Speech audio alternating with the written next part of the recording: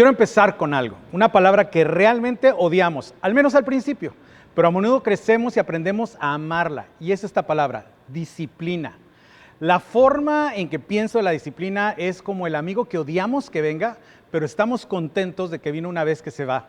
Como cuando odias pensar en hacer ejercicio, pero te alegras tanto de haberlo hecho. Mira, déjame decirte, el año pasado empecé a hacer ejercicio después de mucho tiempo de hacerlo, de no hacerlo, perdón, y me gusta el tipo de ejercicio de contacto físico, pero en esos momentos lo único que podía hacer era caminar y poco a poco empezar a correr, lo cual siempre se me ha hecho lo más aburrido que existe. Pero empecé y literalmente cada mañana era odiar el tener que ir, pero después de cada rutina venía una sensación de logro y satisfacción. Y esa es la naturaleza de la disciplina, es el tengo que hacer esto. Y luego una vez que lo hago me alegro tanto de haberlo hecho porque nunca nos arrepentimos de la disciplina. De hecho, nunca nos arrepentimos de los buenos hábitos. Pero al principio nos resistimos. Creo que en cierto nivel todos celebramos cuando tenemos autocontrol. Lo celebramos en nosotros mismos y en los demás, pero al principio el autocontrol en múltiples áreas es una lucha constante. Y aquí está lo interesante sobre el autocontrol y la disciplina y todas estas cosas. Y esto puede no ser siempre el caso, pero es mayormente el caso. El motivo no está relacionado con el resultado y también la actitud no está relacionada con el resultado. Lo que quiero decir es, por ejemplo, si comes sano, por todas las razones equivocadas y con una mala actitud, aún te beneficias de comer sano y con el tiempo tu actitud podría cambiar. De hecho, tus motivos también pueden cambiar. De hecho, todos hemos experimentado esto. Podría ser que el debería se convierta en quiero y el soportar se convierta en disfrutar. De hecho, probablemente todos nosotros podríamos explicar o hablar o contar una historia sobre algo que empezó como un debería, que ahora lo extrañas si no lo haces, y que empezó como una prueba de resistencia y ahora es algo que realmente disfrutas y extrañas. En octubre me lastimé un poco la rodilla y dejé de ir a correr. Lo raro es que lo sigo odiando, pero lo extraño y ya lo quiero retomar. De todas formas, la cuestión es esta. Esto es lo que todos sabemos, que lo que empieza como pura disciplina y al final se convierte en un hábito, en un estilo de vida, a muchos nos cambia la vida. Y lo que es más importante, nos la persevera. Y sea haciendo ejercicio o llegando temprano a la casa o gastando menos, ahorrando más, con menos azúcar o llamando a tu mamá, conectándote más con tu familia, cual sea tu disciplina, la disciplina facilita el progreso. No hay progreso sin disciplina y esto es cierto a nivel personal, profesional, académico. Es verdad corporativamente, es verdad nacionalmente. Y la disciplina facilita la prosperidad financiera, la prosperidad relacional e incluso física. Pero aquí está el problema. La disciplina requiere gratificación retrasada. Y todos ustedes saben lo que es la gratificación retrasada. Es hacer lo que debemos hacer ahora para poder hacer lo que queremos hacer después. Y ahí está el problema. Vuelvo a eso en un momento, pero bueno, si has estado siguiéndonos, hoy estamos en la quinta parte de nuestra serie Llenos de Fe, alimentando la fe en un mundo vacío. Y la razón por la que estamos hablando de esto es que Jesús fue muy claro de que su objetivo y sus planes para sus seguidores del siglo I, como para sus seguidores del siglo XXI, es que seamos personas de gran fe, pero no una fe que reside en nuestra cabeza, solo cosas que creemos, sino una fe que es activa, valiente en el mundo real, en la familia, en los negocios, en el trabajo, en la comunidad. Una fe que aparece cuando nosotros aparecemos, una fe que cambia las cosas, una fe que se enfrenta a las cosas, lo que explica la primera invitación de Jesús, que es sígueme. Le decía a su pueblo, quiero que me sigan, quiero que me sigas y vas a aprender algunas cosas, pero quiero que observes la forma en que vivo de acuerdo a mi fe y a mi Padre Celestial. Quiero que observes la manera en que respondo a la gente de acuerdo a mi fe y en mi Padre Celestial. Quiero que observes la forma en que vivo mi vida porque la estoy viviendo dentro del contexto de esta profunda fe y confianza en Dios que es mi Padre Celestial. Y quiero que aprendas a vivir de tal manera que reflejes esa profunda fe. Quiero que te muevas y vivas en una dirección diferente. Y Jesús nunca cambió su invitación. Ahora bien, la iglesia finalmente lo hizo. Como hemos dicho a lo largo de la serie, con el tiempo la iglesia diluyó un poco la invitación de Jesús y la redujo simplemente a cree en mí. Y sí, Jesús invitó a la gente a creer en Él, pero eso era solamente el comienzo, no era su propósito. Creer en mí no cambia nada, cree en mí no hace nada, cree en mí no aparece en ninguna parte, cree en mí no reside en mi cabeza, no implica cambio. Esto es mucho más fácil, mucho más seguro, es mucho menos exigente. De hecho, cree en mí no te exige nada. es una invitación a quedarte exactamente como estás y donde estás sin necesidad de cambiar nada. Pero Jesús no nos invitó simplemente a creer cosas sobre Él o a creer cosas sobre Dios. Nos invitó a un estilo de vida que refleja una profunda fe en nuestro Padre Celestial. Porque la creencia por sí sola, si se queda en la cabeza, en realidad crea una fe débil, una fe vacía y quebradiza. Fe que se rompe y se pierde fácilmente. De hecho, esta es una de las razones por las que algunos de ustedes han perdido la fe o la están perdiendo, porque nunca hicieron nada con ella. Era como un músculo que no ejercitabas. Eran solo cosas que te enseñaron de niño y cuando alguien te preguntaba decías, sí, creo en Dios, o yo creo y creo y creo, pero si nunca permitiste y nunca aprendiste a activar tu fe en el mundo real, era un músculo no ejercitado que se debilita y creo que ahora estás perdiendo la fe. Y así es como te expresas, ya no estoy seguro de creer o ya no estoy seguro de que eso sea verdad. Y ahí es donde comienza la fe. Pero si no se activa, retrocede a simplemente ideas y conceptos en nuestra mente. Y Jesús nos invitó a una vida que es mucho, mucho más grande y mucho más dinámica y que Él nos invita a seguir y a despertar cada día con esta pregunta. ¿Qué haría yo? No solo qué pensaría o no solo qué creería, sino qué haría, cómo respondería, cómo reaccionaría, a dónde iría, a dónde me negaría a ir. ¿Qué iniciaría? ¿Qué intentaría? ¿Qué evitaría si estuviera absolutamente seguro de que Dios está conmigo? Esta es la vida de fe y esta es la vida a la que Jesús invitó a sus seguidores del siglo I y nos invita a ti y a mí.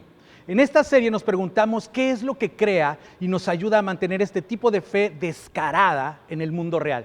Y ustedes han conocido a gente así, de hecho, muchos de ustedes son personas así. Pero cuando conoces gente así, especialmente cuando estás pasando por un momento difícil o ellos están pasando por un momento difícil, es fácil creer en Dios y cantar todas las canciones cuando todo está bien, pero cuando conoces gente que está lidiando con cosas difíciles con sus hijos, o financieramente, con trabajo, o mudándose, o su salud, lo que sea, y solo tienen este sentido calmado de paz y confianza en Dios, tú piensas, ¿cómo obtienen eso? Así que en esta serie estamos respondiendo a las preguntas, ¿qué es lo que alimenta o facilita el desarrollo de una fe activa y duradera? Es decir, Dios, tú piensas, ¿cómo logro eso? De hecho, la segunda pregunta a la que nos estamos enfrentando es ¿cuáles son los ingredientes esenciales? Y hemos dicho que hay al menos 5, puede que haya más de 5. Pero hay al menos 5 y esto se basa en la vida y las enseñanzas de Jesús, pero también en cientos y cientos de historias de hombres y mujeres que son seguidores maduros de Jesús y que se han enfrentado a cosas muy difíciles. Pero cuando se les pregunta, cuéntame tu historia de fe, ¿cómo llegaste al lugar donde tienes este tipo de confianza en Dios, en el mundo real y en medio de las situaciones que vives? Y cuando ellos cuentan sus historias, cuando tú cuentas tu historia, estas 5 cosas aparecen una y otra vez. A veces las llamamos los 5 catalizadores de la fe, 5 cosas que Dios usa para hacer crecer nuestra fe. Y lo asombroso de estas 5 cosas es que se entrecruzan en nuestras vidas desde que somos niños o como estudiantes, solteros, adultos, como adultos mayores, a lo largo de toda nuestra vida. Ahora, ya hablamos de los primeros 3 puntos y la primera semana hablamos de las enseñanzas prácticas. Cuando la gente cuenta su historia, hablan de la primera vez que fueron a una iglesia o la primera vez que fueron a un estudio bíblico donde alguien realmente les dio herramientas y aplicaciones. Les enseñaron qué hacer con lo que quizás habían creído desde niños. Cuando nuestra fe activa en el mundo real se cruza con la fidelidad de Dios, esto es lo que quiero decir. Cuando realmente hacemos lo que sentimos que nuestro Padre Celestial quiere que hagamos, cuando realmente hacemos lo que Jesús nos ordena hacer y luego experimentamos la fidelidad de Dios como consecuencia de esa decisión aterradora, nuestros actos de fe se cruzan con su fidelidad y nuestra fe se hace más grande. El segundo catalizador, la segunda cosa para el crecimiento de nuestra fe es el ministerio personal. Y cuando la gente cuenta su historia, hablan de la primera vez que realmente sirvieron a alguien o sirvieron a un grupo de personas en el nombre de Jesús y no se sentían adecuados, no estaban preparados, no podían responder a todas las preguntas, no habían leído toda la Biblia, se sentían como si estuvieran completamente fuera de lugar, pero simplemente se sintieron empujados para servir quizás a algunos niños o para aparecer en una organización sin fines de lucro o para dirigir un grupo pequeño y piensan, espero que nadie me haga preguntas difíciles, y cuentan esas historias y dicen, cuando entré en ese lugar aterrador y Dios me ayudó a pesar de mi incapacidad, a pesar de mi falta de preparación, mi fe creció. Ahora, la tercera dinámica de la que hablamos la semana pasada son las relaciones providenciales. Siempre que contamos nuestra historia de fe, siempre que alguien cuenta su historia de fe, hablan de las personas que Dios atrajo en el momento justo, en el momento oportuno. Conocí a tal persona, una familia se mudó a mi barrio, conseguí un nuevo trabajo, mi compañero de cubículo de al lado, mi jefe eran cristianos, o no sé, mi madre se volvió a casar y su esposo era cristiano y nos llevó a la iglesia. Y cuando contamos nuestras historias de fe, siempre están estas personas que llegaron en el momento justo, que fueron como relaciones providenciales, porque fue como si Dios las hubiera dejado caer en nuestras vidas. Así que hoy vamos a hablar de esta cuarta dinámica de la que habla la gente cada vez que cuenta su historia de fe.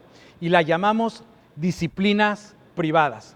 O específicamente me gustaría decirle disciplinas espirituales privadas.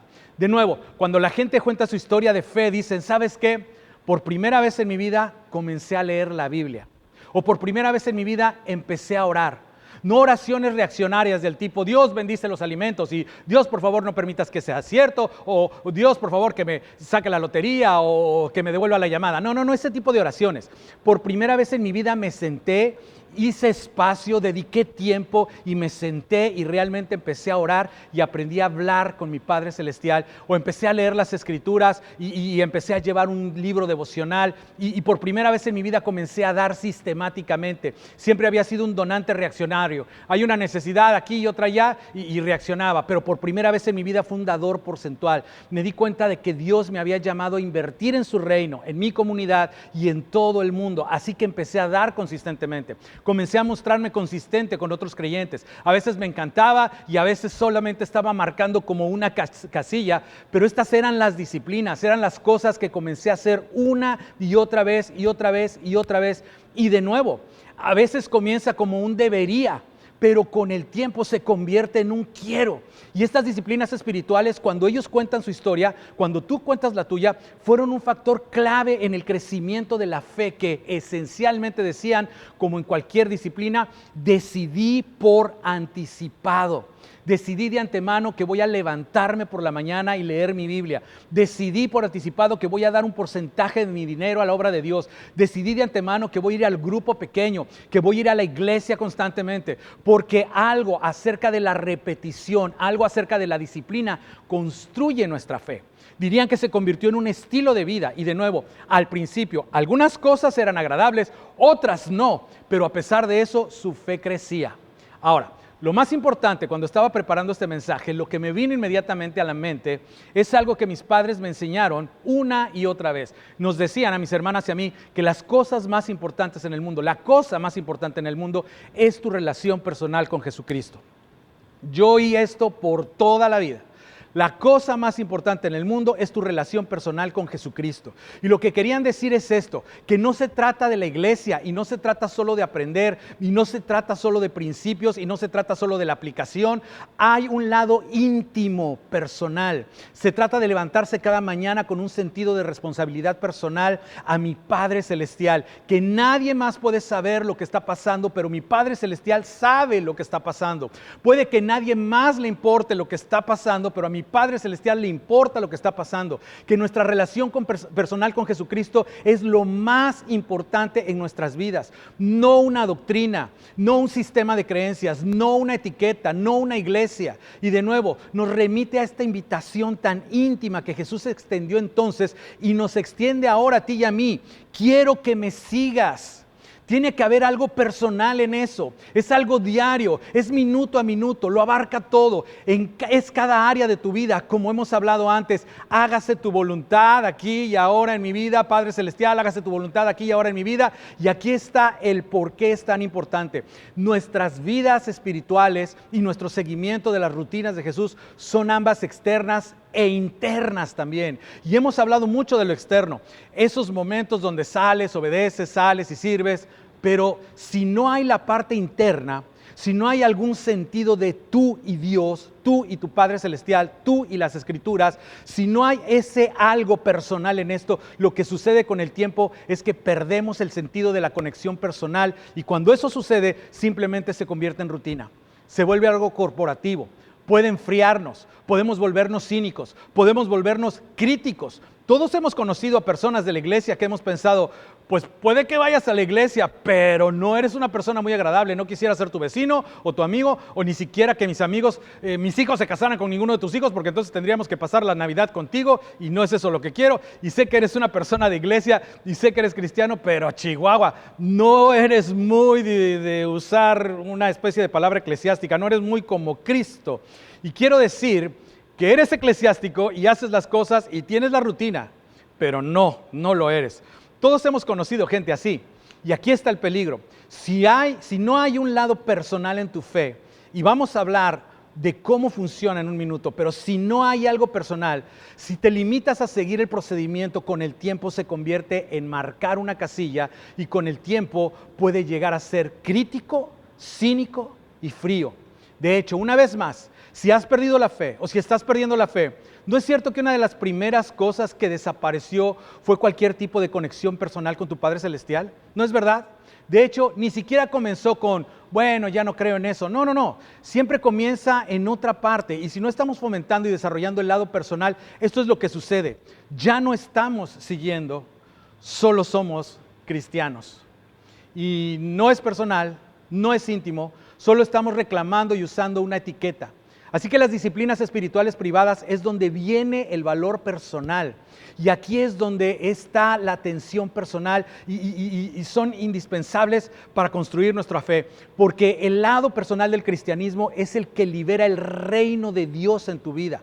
Gran palabra de iglesia, reino de Dios, pero permíteme decirlo de otra manera. El lado personal del cristianismo, el lado íntimo del cristianismo es lo que libera el gobierno de Dios en nuestras vidas. Nos permite responder a las preguntas y nos obliga a enfrentarnos a ella. ¿Jesús es realmente el Señor de mi vida o es solo algo en lo que creo? Si me preguntaran, ¿de qué religión eres? Soy cristiano. Estupendo, eres cristiano, pero ¿Jesús es el Señor personal de tu vida? En otras palabras, ¿estás siguiendo a Jesús? Y si no tenemos cuidado, si no desarrollamos y fomentamos e invertimos el lado personal de nuestro caminar con Dios, se vuelve corporativo, y con el tiempo algunos de ustedes están luchando con esto ahora mismo o han estado ahí en el pasado, pero con el tiempo tu fe en Dios, las categorías, la parte de la creencia simplemente comienza a disiparse. Pero el lado personal afina nuestra conciencia de modo que lo que molesta a Dios empieza a molestarte a ti, y lo que le trae alegría a Dios empieza a traernos alegría a nosotros también. Ahora, cuando la gente cuenta su historia, las 3 disciplinas espirituales que siempre afloran en la historia son estas, y son las 3 a las que voy a dedicarles el tiempo hoy. Devocionales diarios, dadores porcentuales y adoración corporativa. Cuando la gente cuenta su historia, o si tú nos contaras tu historia, no usarías estas frases. Podrías usar quizás las 2 de arriba, pero no esta. Pero esencialmente estas son las cosas que aparecen una y otra vez. Una vida devocional personal. La gente habla de cuando finalmente decidieron, bueno, voy a convertirme en un donante proactivo. Tuvieron que luchar contra esto. Y luego la gente habla de lo que le pasa personalmente cuando están con otros cristianos. Entonces, muy rápido, vamos. Devocionales diarios. La gente cuenta su historia. Dicen de nuevo, como mencioné antes, empecé a leer porciones de la Escritura. Te animo a que sigas a Jesús a través de los evangelios. Escoge uno, Mateo, Marcos, Lucas, Juan, y di, ¿sabes qué? Voy a seguir a Jesús a través de este evangelio, y yo he pasado el último año y medio con Lucas, y quizás aprendo despacio, pero es tan interesante seguir a Jesús a través de uno de los evangelios y levantarse cada mañana y decir, allá vamos, ¿qué pasó después de esta aventura? O seguir a Jesús a lo largo de su vida, a David, a lo largo de su vida en el Antiguo Testamento. Pero de nuevo, dedicar algo de tiempo cada día con las Escrituras abiertas, o un libro devocional, pero al menos incluir algo de las Escrituras, y durante este tiempo orar, porque en esos momentos en los que estás solo tú y tu Padre Celestial. A diferencia de una predicación, que son muy buenas, y a diferencia de la enseñanza, que es muy buena y necesaria, aunque ocurre a veces en la predicación y en la enseñanza, pero estos son los momentos en los que sientes cómo Dios te habla personalmente. Te está incitando, te advierte, te recuerda, te anima. Estás siendo invitado a entrar en los detalles y en la complejidad de tu vida y de tu familia. ¿Recuerdas cuando Jesús nos enseñó a orar? Cuando Jesús nos enseñó a orar, dijo esto: pero tú, cuando te pongas a orar. Él asume que vamos a orar. Cuando te pongas a orar. No dice mientras conduces o mientras haces otra cosa. Y no quiero decir que no lo puedas hacer también así, pero habla de algo muy específico. Dice esto: pero tú cuando te pongas a orar, entra en tu cuarto, cierra la puerta y ora a tu Padre que está en lo secreto. Así que Jesús nos ordena que dediquemos un tiempo donde Dios, nuestro Padre Celestial, tenga toda nuestra atención. Y por supuesto, Jesús practicaba lo que predicaba. Lucas, que investigó a todos los que pasaron tiempo con Jesús durante su ministerio terrenal, dice esto: sin embargo, la fama de Jesús se extendía cada vez más, de modo que acudían a él multitudes para oírlo y para que lo sanara de sus enfermedades. Es decir, Jesús estaba ocupado, tenía demanda, era como nosotros. Él tiene cosas que hacer, las cosas están sucediendo, pero a pesar de lo importante que era su trabajo, y creo que su trabajo realmente era importante, imagínate el trabajo de Jesús, ¿no te parece? Pues sí, 3 años para salvar al mundo, es un tiempo muy corto, ¿verdad? Es un tipo ocupado, pero aún así, él por su parte solía retirarse a lugares solitarios a orar. Eso significa que iba solo y oraba. Era como tomarse un tiempo fuera. Pedro, que estuvo con Jesús durante todo su ministerio, dice esto y se lo dijo a Marcos cuando le dictaba su evangelio. Muy de madrugada, cuando todavía estaba oscuro, Jesús se levantó, salió de la casa y se fue a un lugar solitario donde se puso a orar. Y ahí está otra vez. Y los 12 apóstoles finalmente despiertan, preparan el desayuno y van a la habitación de Jesús a despertarlo y Jesús no está. Y entonces el texto dice esto, fíjate: Simón y sus compañeros salieron a buscarlo y por fin lo encontraron y le dijeron: todo el mundo te busca.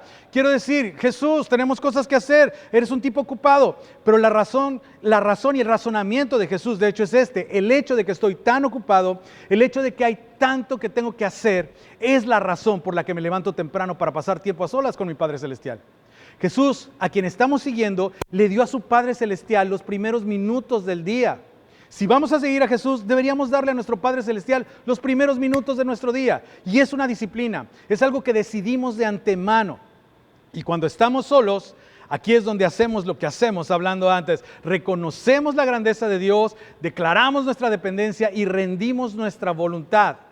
Y anticipamos el día, conocemos lo que viene en el día. Generalmente son las mismas cosas una y otra vez. Conocemos el estrés que se avecina, conocemos la reunión que vamos a tener, sabemos que vamos a tener esa plática con nuestros hijos después de la escuela, sabemos lo que nos viene encima.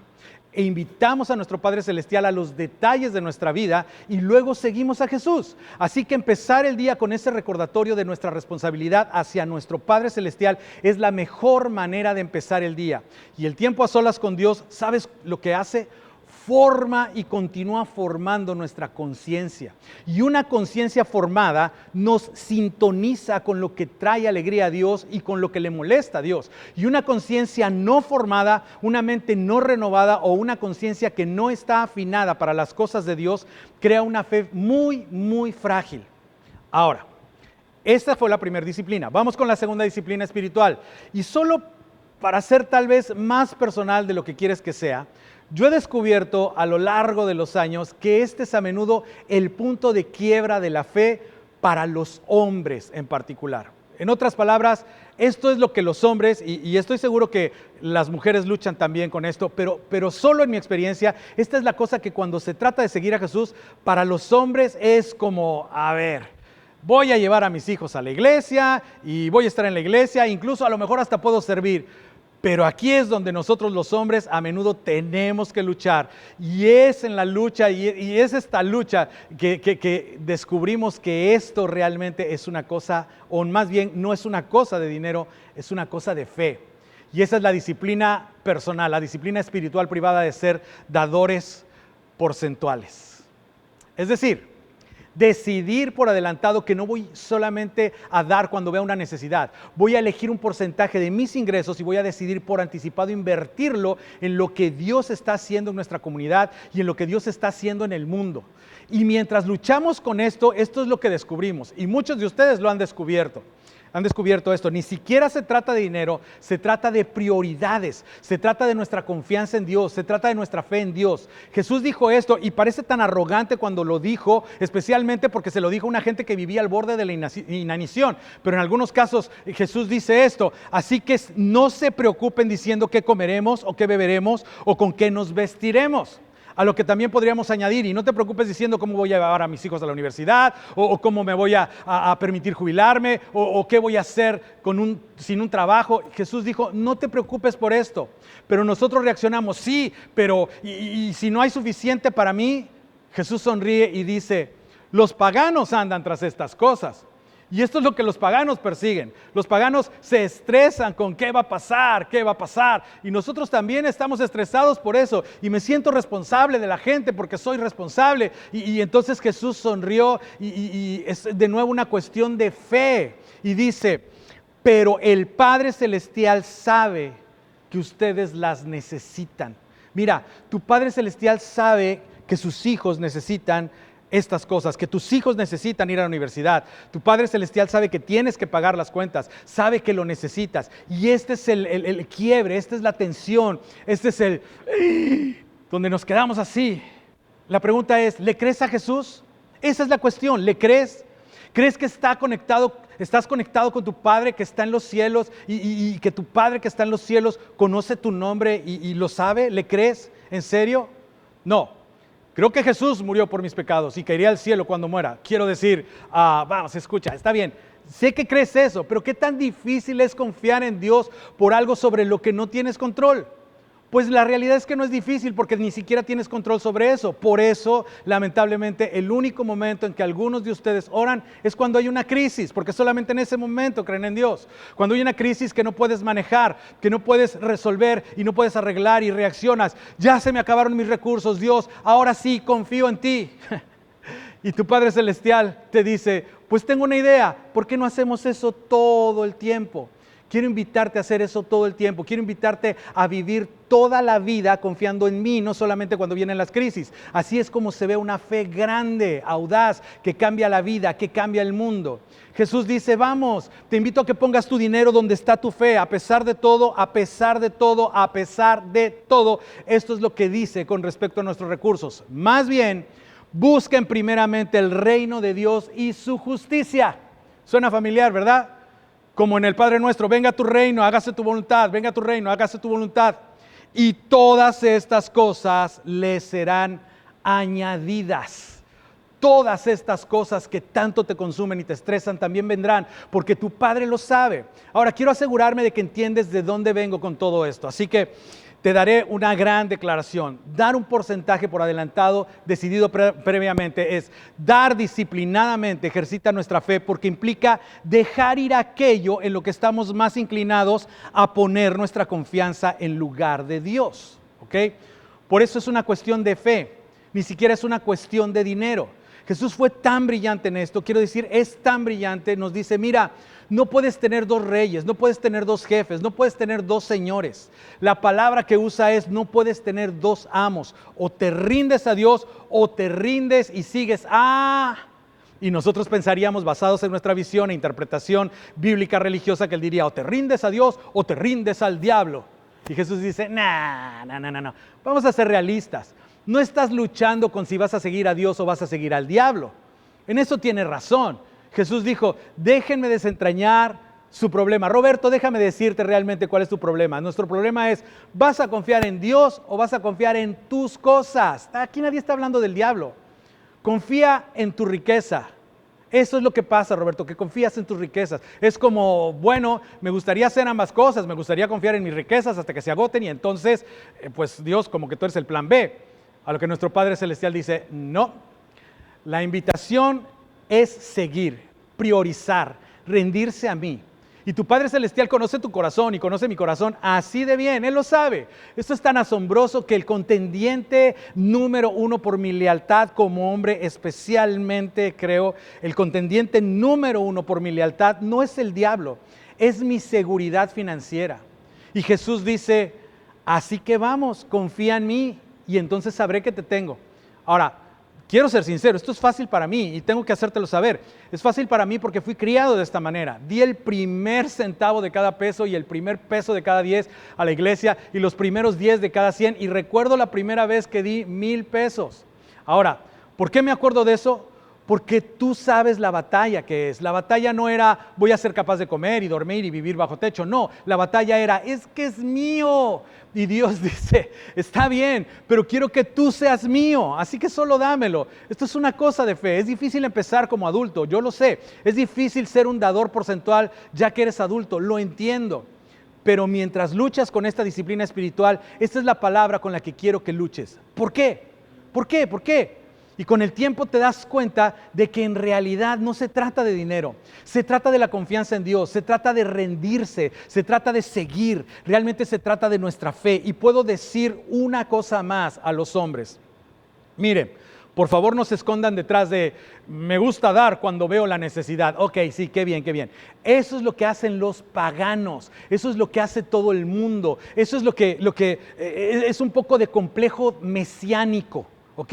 Voy a bajar en picada y voy a hacer la solución a un problema. Y ¿sabes qué? De hecho, de vez en cuando, o de hecho, no de vez en cuando, eso debería ser común en nosotros y continuo en nosotros los cristianos. Deberíamos abalanzarnos cada vez que podamos satisfacer una necesidad. Absolutamente estoy convencido de eso.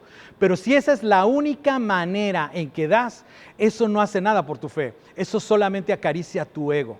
Así que si vas a seguir a Jesús, en algún momento vas a tener que desarrollar la disciplina espiritual de la prioridad porcentual. He decidido de antemano dar. Y mientras luchas con eso, solo recuerda, es una cuestión de fe. Y cuando dices sí, Dios hará algo por tu fe, te lo garantizo. La última es la adoración corporativa.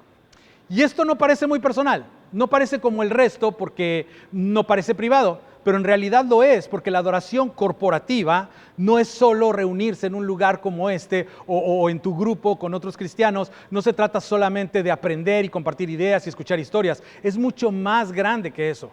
Yo puedo decirlo así. Algo sucede personalmente cuando nos reunimos en grupo. Simplemente ocurre. Hay una dinámica de grupo que tiene un impacto personal, privado, y tú lo has experimentado. Lo has experimentado alguna vez al cantar, lo has experimentado alguna vez simplemente en una historia que se cuenta. Durante el 2020, Sari y yo nos decíamos, ¿cómo extraño la iglesia? Y quiero decirte, no extrañábamos el edificio. De hecho, estuvimos aquí en el edificio cada domingo del 2020. No era el edificio, ¿cierto? Y no era la predicación. Podemos predicar en cualquier momento y en cualquier lugar. Y puedes escuchar a los mejores en cualquier momento. Así que no era la predicación. Había algo que nos estábamos perdiendo. Lo has experimentado. Jesús dijo esto, fíjate, y no pretendo entenderlo totalmente, pero Él dijo esto, porque donde 2 o 3 se reúnen en mi nombre, ahí estoy yo en medio de ellos. Y no sé lo que todo esto significa, pero esto es lo que sé como mínimo. Que cuando me reúno con ustedes en el nombre de Jesús, puedo experimentar la presencia de Dios de una manera que no la experimentaría por mi propia cuenta.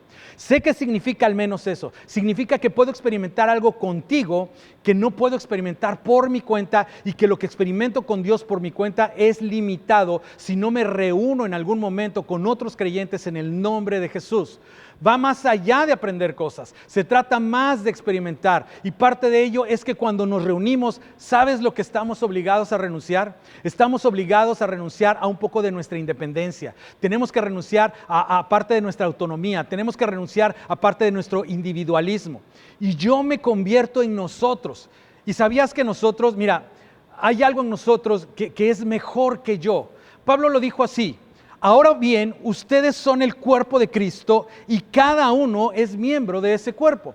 Hay un aspecto de la fe cristiana que no puedo experimentar separado de ustedes. Y todos somos parte de esta comunidad, pero tenemos que elegir participar en la comunidad. Tenemos que elegir, y en algún momento se siente un poco como una disciplina, pero es un recordatorio cada vez que nos reunimos de que Dios está haciendo algo más grande que tú, pero que te incluye. Dios está haciendo algo más grande que tú en el mundo, pero te incluye a ti. Y perdemos este sentido de propósito cuando nos aislamos de nosotros.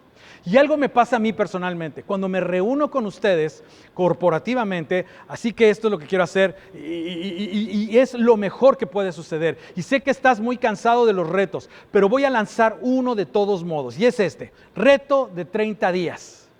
Quiero retarlos a todos ustedes. Y si aún no es parte de tu vida, a abrazar estas 3 disciplinas espirituales durante un mes.